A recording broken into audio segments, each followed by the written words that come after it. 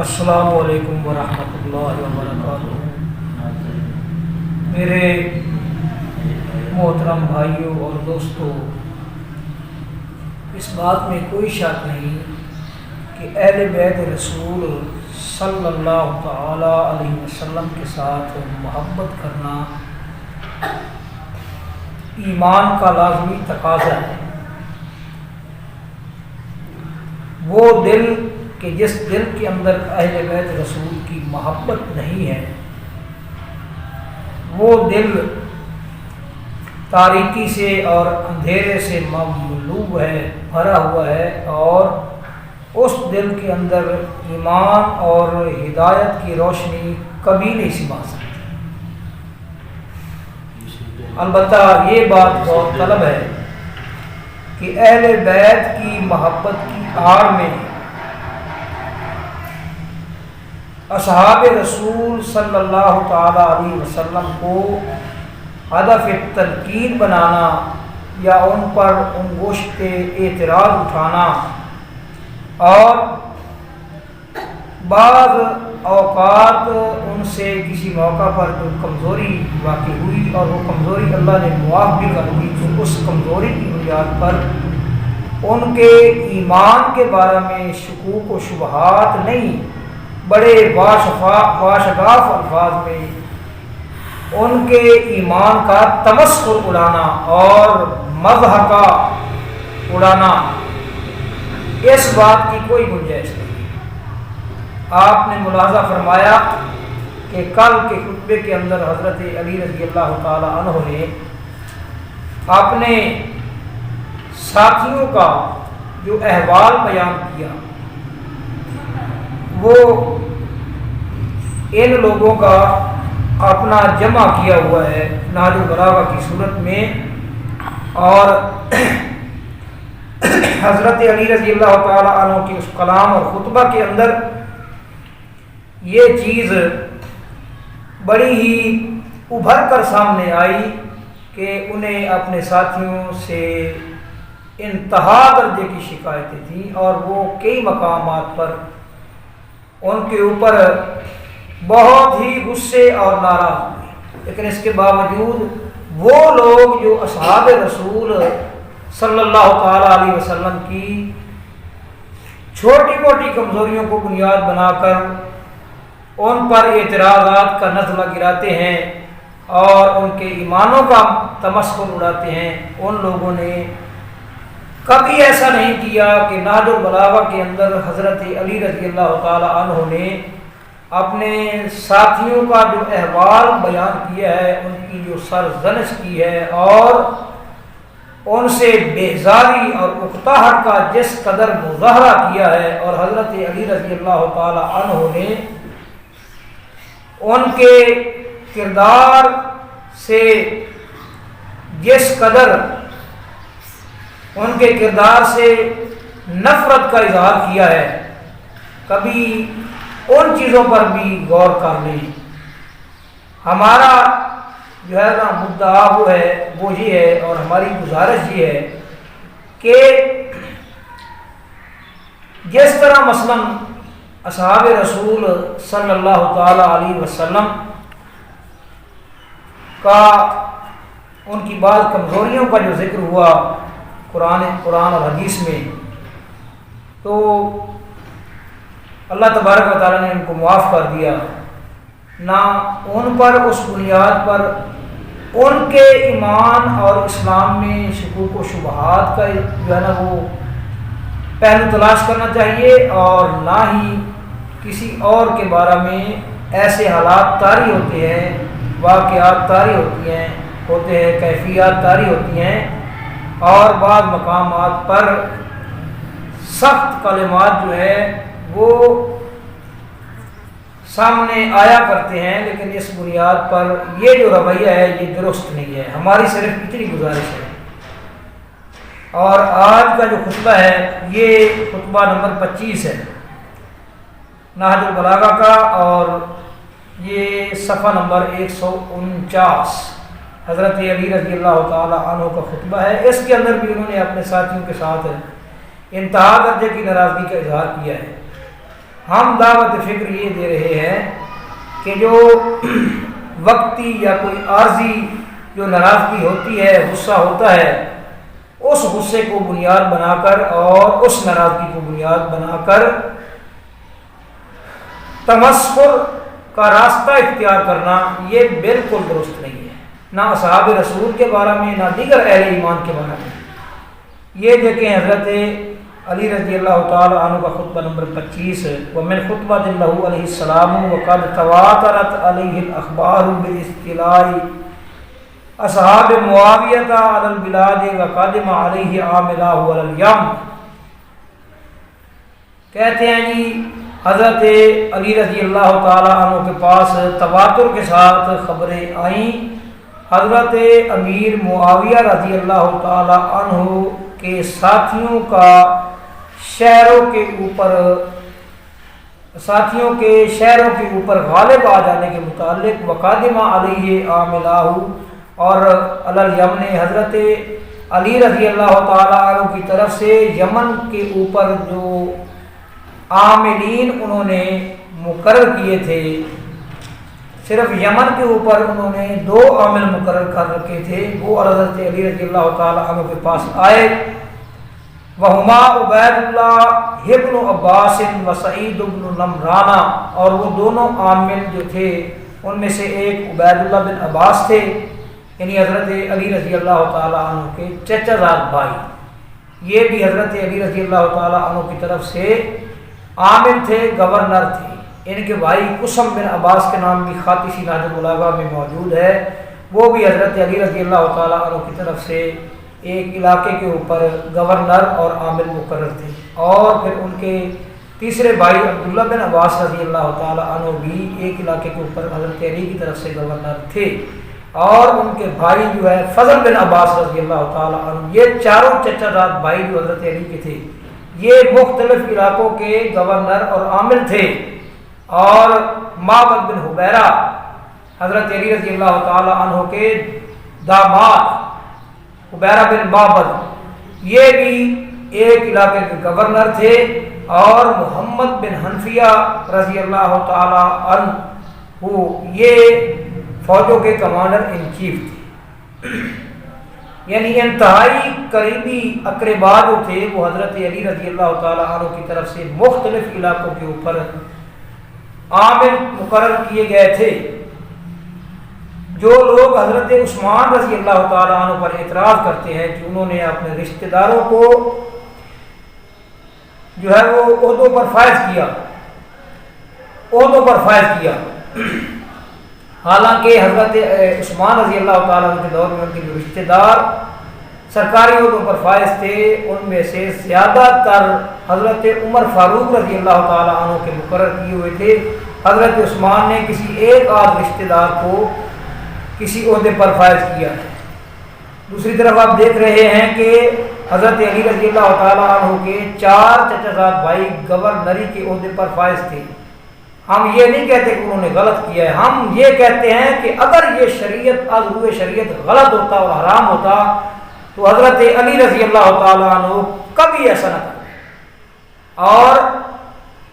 یہ اعتراض نہ حضرت عثمان پر بنتا ہے نہ حضرت علی رضی اللہ تعالیٰ عنہ پر بنتا ہے، اس لیے کہ ایسا کرنا از روئے شریعت، اس میں کوئی قباحت نہیں، کوئی حرج نہیں، کوئی ایسی بات نہیں ہے۔ یہ لوگوں کا اپنا بنایا ہوا گھڑا ہوا ڈھکوسلا ہے جی، یہ وجہ تھی اور وہ وجہ تھی، حضرت عثمان نے اپنے رشتہ داروں کو فیض کر دیا، کوئی ایسی بات نہیں تھی۔ جن لوگوں نے ان کے خلاف اقدام کیا وہ خواہشات کے اسیر تھے، حضرت علی رضی اللہ تعالی عنہ کے فرمان اور آپ کے موقف کی روشنی میں بھی، اس کے علاوہ اور کوئی بات نہیں تھی۔ تو کہتے ہیں کہ عبید اللہ بن عباس اور سعید بن نمران حضرت علی رضی اللہ تعالی عنہ کے پاس آئے، لما غلب علیہما بصر بن ابی ارطاط، جب ان دونوں پر بصر بن ارطاط غالب آ گئے، حضرت امیر معاویہ رضی اللہ تعالی عنہ کے مقرر کیے ہوئے گورنر، فقام علیہ السلام الی المنبر، تو حضرت علی رضی اللہ تعالی عنہ ممبر کی طرف اٹھے، زاجرن، اس کا معنی مفتی جعفر حسین نے بد دل کیا ہے، بد دل ہو کر، لیکن میں سمجھتا ہوں کہ یہ معنی ان کے شایان شان نہیں ہے، ان کے بلند مرتبے اور مقام کو سامنے رکھتے ہوئے بد دل معنی کرنا یہ درست نہیں ہے۔ میرے خیال کے مطابق دل برداشتہ معنی جو ہے وہ زیادہ سوٹ کرتا ہے اور زیادہ درست ہے۔ حضرت علی رضی اللہ تعالیٰ عنہ ممبر کی طرف دل برداشتہ ہو کر کھڑے ہوئے، کیوں؟ بے تساقل اصحاب ہی عن الجہاد، بے تساقل اصحاب ہی علی الجہاد، ان کے ساتھی جہاد کے معاملے میں ان کے ساتھیوں نے جو بوجھل پن کا مظاہرہ کیا، اس کی بنیاد پر وہ دل برداشتہ ہو کر ممبر کی طرف بڑھے، اور وہ مخالف فاتحم لہو فی الرائے، اور حضرت علی رضی اللہ تعالی عنہ کی رائے کی ان لوگوں نے جو مخالفت کی، یہ دو اسباب تھے، یہ دو وجہیں تھیں حضرت علی رضی اللہ تعالی عنہ کے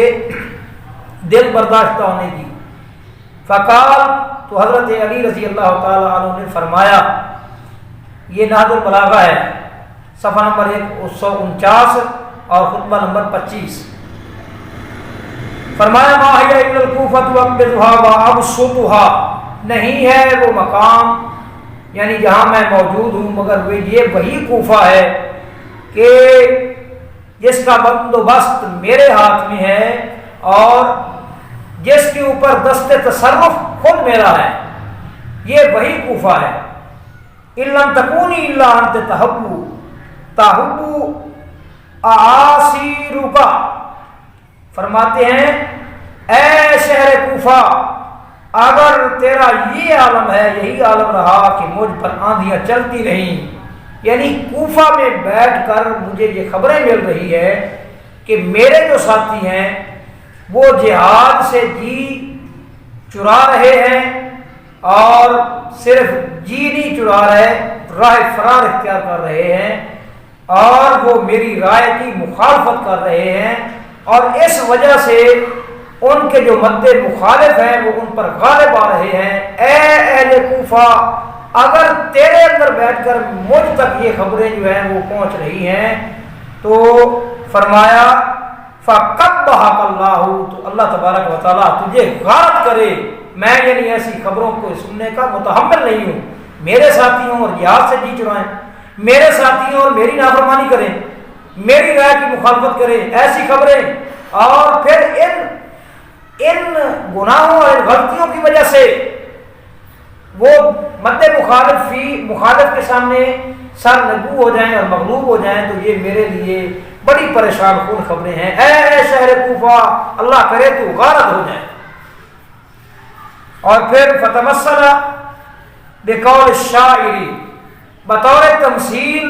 شاعر کا قول پڑھا۔ وہ شاعر کون تھا؟ وہ شاعر جو ہے نا وہ عمر نام کا ایک شاعر تھا عرب کے اندر، غالباً یہ زمانہ جاہلیت میں تھا۔ اس کا یہ شعر پڑھا، لَعَمْرُ أَبِيكَ الْخَيْرِ يَا عَمَرُ وَإِنَّنِي عَلَى بَازَرٍ مِّن ذَا الْإِنَاءِ قَلِيلٍ، تیرے اچھے باپ کی قسم ہے اے عمر، بے شک میں اس چکناہٹ پر ہوں جو کہ برتن کے اندر تھوڑی سی لگ جاتی ہے، یعنی اس اعتبار سے حکومت کرنے کے حوالے سے مجھے تو فقط اتنا ہی حصہ ملا ہے جتنا کہ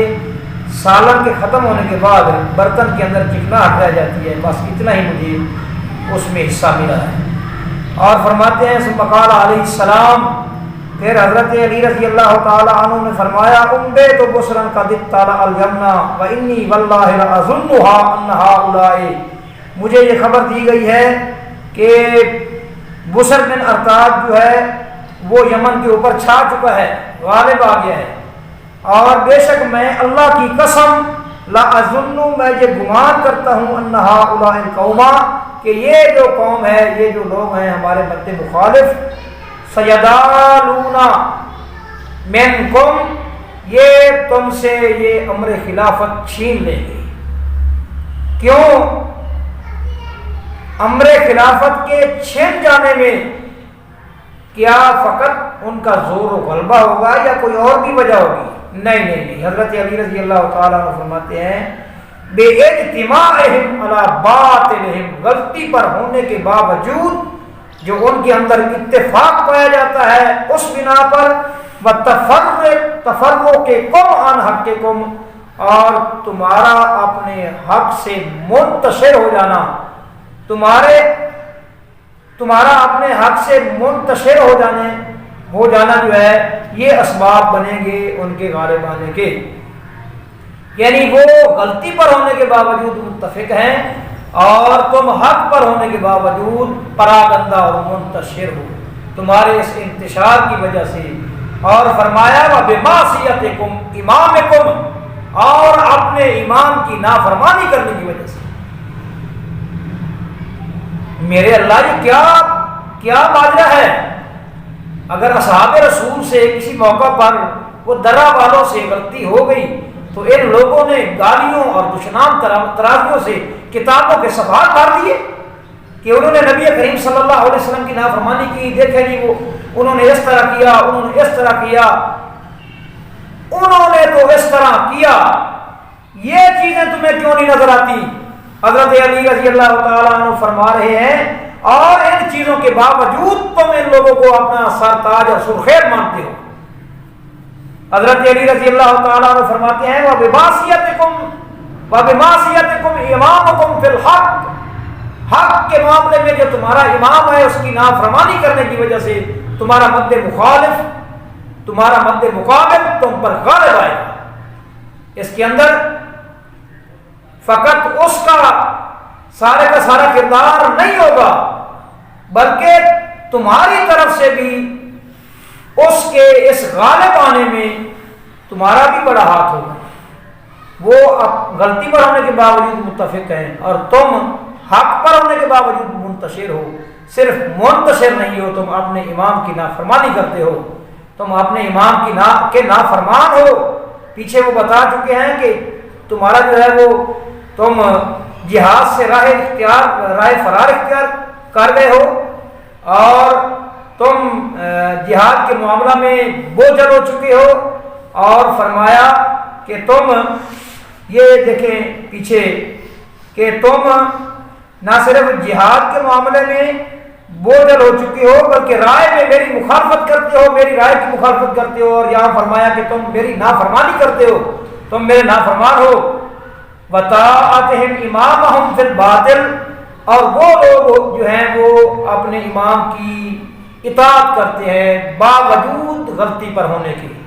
وہ اپنے امام کی اطاعت کرنے والے ہیں اور تم اپنے امام کی نافرمانی کرنے والے ہیں۔ اللہ اکبر۔ اور یہ یاد ہے کہ باطل کا لفظ جو ہے اس کا معنی ہر جگہ پر طاغوت نہیں ہوتا، ہر جگہ پر اس کا معنی طاغوت نہیں ہوتا۔ اسی نہج البلاغہ میں بھی اور شیعہ کی اور کتب میں بھی باطل کا کئی جگہ پر معنی جو ہے وہ غلطی اور خطا لکھا گیا ہے، اور یہاں بھی غلطی اور خطا ہی مراد ہے، سمجھ آئیے؟ اور فرماتے ہیں مل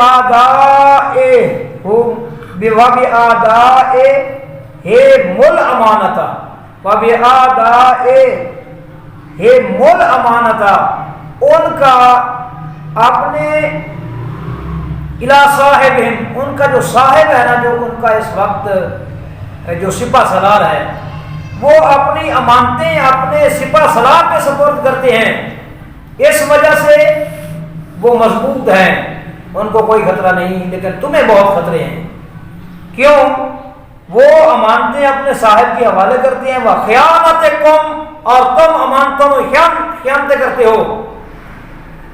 تم امانتوں میں خیانتیں کرتے ہو۔ حضرت علی رضی اللہ تعالیٰ عنہ فرماتے ہیں تمہارے اور ان کے درمیان زمین و آسمان کا فرق ہے۔ ایک خط اسی نہج البلاغہ میں یہ بھی موجود ہے کہ وہ حضرت امیر معاویہ کو مخاطب کرتے ہیں اور کہتے ہیں مجھ سے 10 ساتھی میرے لیتے جاؤ اور اپنا ایک ساتھی مجھے دیتے جاؤ، پھر میں دیکھوں گا کہ تم میرا مقابلہ کس طرح کرتے ہو۔ یہاں اسی مضمون کو جو ہے نا وہ دوسرے طریقے سے جو ہے نا وہ بیان کیا، فرمایا اس لیے کہ تم وہ امانت میں خیانت نہیں کرتے اور وہ امانتیں اپنے صاحب تک پہنچا دیتے ہیں، لیکن تم امانتوں کے اندر خیانتیں کرتے ہو۔ اے میرے ساتھیو، یہ نہج البلاغہ ہے جناب 150 صفحہ، اور حضرت علی رضی اللہ تعالیٰ عنہ کا خطبہ نمبر 25۔ آگے کیا فرمایا ہے؟ ان کے اور میرے، یعنی وہ جو مد مخالف ہیں، ان کے مابین اور میرے ساتھیوں کے مابین ایک فرق اور بھی ہے۔ وَبِصَلَاحِهِمْ فِي بِلَادِهِمْ، وہ اپنے شہروں میں امن و امان قائم کرتے ہیں۔ حضرت امیر معاویہ رضی اللہ تعالیٰ عنہ کے ساتھی، یہ نہج البلاغہ کے اندر یہ ترجمہ مفتی جعفر حسین نے بھی بالکل انہی الفاظ میں ترجمہ کیا ہے۔ وہ اپنے شہروں میں امن و امان برپا کرتے ہیں، اور تم کیا کرتے ہو؟ تم کیا کرتے ہو؟ وہ فسادکم، اور تم اپنے شہروں میں فساد برپا کرتے ہو۔ تم امانتوں میں خیانتیں کرتے ہو، تم اپنے امام کی نافرمانی کرتے ہو، تم جہاد سے راہ فرار اختیار کرتے ہو، اور تمہارے اندر اتفاق نہیں پایا جاتا، لیکن اس کے برعکس ان لوگوں کے اندر یہ تمام کی تمام خوبیاں پائی جاتی ہیں۔ سمجھ آئیے؟ اور فرمایا حتیٰ کہ دیکھیں آپ جو انہوں نے جو فرد جرم عائد کیا ہے نا، ان اگلے لفظوں میں جو انہوں نے فرد جرم عائد کیا ہے، حد کر دی ہے اور انتہا کر دی ہے۔ اور فرماتے ہیں فَلَا وَتَمَنْتُ أَحَدَكُمْ عَلَىٰ قَوْمٍ لَخَشِيتُ أَن يَذْهَبَ بِغِلَاقَتِهِ، یہ مفتی جعفر حسین نے ترجمہ کیا ہے کہ اگر میں تم میں سے کسی کو لکڑی کے ایک پیالے کا امین بنا دوں، لکڑی کے ایک پیالے کا امین بنا دوں، تو یہ ڈر رہتا ہے کہ وہ اس کے کنڈے کو توڑ کر لے جائے گا۔ اس قدر تم خائن ہو، بد دیانت ہو، کہ اگر تم میں سے کسی کو میں ایک لکڑی کے پیالے کا امین بنا دوں، تو اس لکڑی کے وہ پیالے کا جو کنڈا ہوگا نا، جو جس دستہ جسے کہتے ہیں، جس کو پکڑا جاتا ہے آج کے ساتھ، وہ تم دستہ بھی نہیں چھوڑو گے اور لے جاؤ گے۔ اور فرمایا اللہم انی قد مللتہم، اللہ اکبر، اللہم انی قد مللتہم۔ یہ جو دعا ہے نا، یہ دعا یہ تاریخ کی کتابوں میں لکھا ہوا ہے۔ یہ دعا حضرت علی نے جب کی تھی جس رات، اسی رات صبح کوفہ کی مسجد کی سیڑھیوں میں شہید کر دیے گئے تھے۔ اللہ نے اس قدر تیزی کے ساتھ ان کی دعا قبول کی۔ اللہم انی قد مللتہم وملونی، یا اللہ یہ لوگ جو ہیں یہ مجھ سے تنگ دل ہو چکے ہیں اور میں ان سے تنگ دل ہو چکا ہوں۔ اللہ اکبر۔ اور فرمایا وَسَائِمْتُهُمْ وَسَائِمُونِي، میں ان سے اکتا چکا ہوں اور یہ مجھ سے اکتا چکے ہیں۔ فَأَبْدِلْنِي بِهِمْ خَيْرًا مِّنْهُمْ، یا اللہ میں تجھ سے دعا کرتا ہوں کہ تو مجھے ان سے بہتر ساتھی عطا کر۔ وَأَبْدِلْهُمْ بِي شَرًّا مِّنِّي، اور یا اللہ تو میری بجائے ان کو کوئی برا حکمران ان کے اوپر مسلط کر۔ اللہ اکبر۔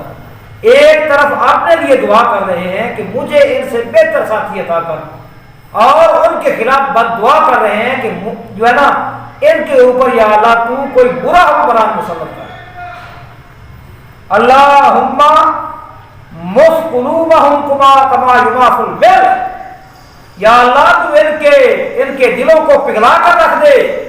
یہ حضرت علی فرما رہے ہیں، خطبہ نمبر 25، اور یہاں یہ جو 149 صفحہ سے شروع ہوا ہے اور 150 پر آ کر ختم ہوا ہے۔ یا اللہ اللہم مخ قلوبہم، یا اللہ ان کے دلوں کو پگھلا دے، کما یماخ الملح فی الماء، جس طرح کہ پانی جو ہے وہ پانی کے اندر جس طرح نمک جو ہے وہ پگھلا دیا جاتا ہے، جس طرح گھول جاتا ہے نمک، ان کے دلوں کو اس طرح گھلا کر رکھ دے۔ اللہ اکبر۔ اما واللہ لوددت ان لی بکم الف فارس من بنی فراس بن غنم، کہتے ہیں کہ میں چاہتا ہوں کہ میرے لیے تمہاری بجائے فراس بن غنم کے جو شاہ سوار ہیں، ان شاہ سواروں میں سے 1000 شاہ سوار فقط میرے پاس ہونا چاہیے۔ هنالک لو دعوتی عطا کے منہم فوارث مثل ارمیت الحمیم ثم نزل علیہ السلام من المنبر. خدا کی قسم میں اس چیز کو دوست رکھتا ہوں کہ تمہارے بجائے میرے پاس بنی فراس بن غنم کے 1000 سوار ہوتے ایسے جن کا وصف شاعر نے یہ بیان کیا ہے کہ اگر تم کسی موقع پر انہیں پکارو تو وہ تمہارے پاس ایسے سوار پہنچیں جو تیز روی میں گرمیوں کے ابر کے مانند ہیں، گرمیوں کے بادل کے مانند ہیں تیز چلنے میں. اس کے بعد حضرت ممبر سے نیچے اتر آئے. یہ تمام چیزیں جو ہے نا وہ بیان کرنے کے بعد وہ ممبر سے نیچے اتر آئے، یعنی اپنے ساتھیوں کا جو خوب سے باطن تھا. اب یہ تو معاذ اللہ ہم نہیں کہہ سکتے کیونکہ سارے کے سارے ساتھی ایسے تھے، لیکن لازمی بات ہے کہ ان ساتھیوں کے اندر ایک گروہ جو ہے وہ ایسا لازمی موجود ہے جن کی انہوں نے اس قدر سرزنش کی ہے اور ان کے خوب سے باطن سے پردہ اٹھایا ہے. سمجھ آئیے، ان کو خائن کہا، ان کو نافرمان کہا، ان کو بددیانت کہا، اور حتیٰ کہ یہاں تک کہ کہا کہ میں اگر لکڑی کا پیالہ رکھوں تو تم اس کا دستہ بھی نہ چھوڑو، اور یہ بھی کہا کہ یا اللہ میں ان سے اکتا گیا ہوں اور یہ مجھ سے اکتا گئے ہیں، یہ مجھ سے تنگ دل ہو چکے ہیں، میں ان سے تنگ دل ہو چکا ہوں، یا اللہ تو انہیں اس طرح پگھلا کر رکھ دے جس طرح کہ نمک جو ہے وہ پانی کے اندر پگھل جاتا ہے. یہ ہے صورتحال. یہ لوگوں کو تم اپنا سخیل کہتے ہو. دوسری طرف اصحاب رسول سے اگر کوئی چھوٹی موٹی غلطی ہو گئی ہے وقتی طور پر اور عارضی طور پر، تو اس پر تم جو ہے نا وہ اس غلطی کے اوپر تم اس قدر جو ہے وہ پھولے نہیں سماتے ہو کہ دیکھیں اللہ کے نبی کے ساتھیوں سے کیا غلطی ہوئی ہے، اور پھر زبانیں 9 10 زبانیں لے کر ان پر چڑھائی کرتے ہو. اپنے گریبان کے اندر جھانکو. اور یہ جن لوگوں کا کردار حضرت علی رضی اللہ تعالیٰ عنہ نے بیان کیا ہے، کبھی اس کے اوپر بھی کوئی ایک لفظ تم نے کتاب میں لکھا ہے؟ سید رضی نے تو چلو یہ جمع کر دیا، اس کو بنیاد بنا کر کوئی کتاب آئی ہو سامنے. حضرت ابو بکر صدیق رضی اللہ تعالی عنہ سے غلطی ہوئی، غصے میں آ کر انہوں نے مد مخالف کافر کو کہہ دیا امسس نظر اللہ، تو تم نے اس کے اوپر کتاب لکھ دی. سمجھ آئیے، کسی بھی صحابے سے کوئی چھوٹی موٹی غلطی ہوئی تو اس پر کتاب لکھ. اس پر بھی نہیں کہتے نا کوئی کتاب تمہاری کسی لائبریری میں موجود ہے؟ نہیں موجود. تو پھر نتیجہ کیا نکلتا ہے؟ نتیجہ یہ ہے کہ تمہیں اصل جو ہے نا وہ دشمنی اصحاب رسول سے ہے. تمہیں اس سے کوئی سروکار نہیں ہے کہ کون امام کی نافرمانی کرتا ہے، کون بد دیانت ہے، کون خائن ہے، کون جھوٹا ہے، کون جہاد سے بھاگتا ہے. اس سے کوئی تمہیں سروکار نہیں ہے. حضرت ابو بکر و عمر کے اوپر تم نے یہ اپنی کتابوں کے اندر اعتراض جو ہے نا وہ اٹھا رکھے ہیں بڑے شدید قسم کے کہ کسی جنگ کے اندر ان کا کوئی کارنامہ نہیں ہے. اس لیے ہم جو ہے نا وہ ان کو اچھا نہیں سمجھتے. اور یہ حضرت علی فرما رہے ہیں اپنے ساتھیوں کو کہ تم جہاد کو ترک کر چکے ہو، تم میرے نافرمان ہو، تم خائن ہو، تم بددیانت ہو. اللہ تبارک و تعالیٰ تمہیں تباہ کرے، تمہیں پگھلا کر رکھ دے، اس کے باوجود اس طرف تم اپنی نظریں اور اس طرف تم اپنی توجہیں نہیں موڑتے. اللہ تعالیٰ سے دعا ہے کہ اللہ تبارک و تعالیٰ جو صحیح راستہ ہے وہ اختیار کرنے کی توفیق عنایت فرمائے، اور اللہ تبارک و تعالیٰ دلوں کے اندر جو زیغ ہے، جو کجی ہے، جو ٹیڑھ ہے، اس ٹیڑھ کو نکالے، تو تب بات بنے گی. وما علینا الا البلاغ.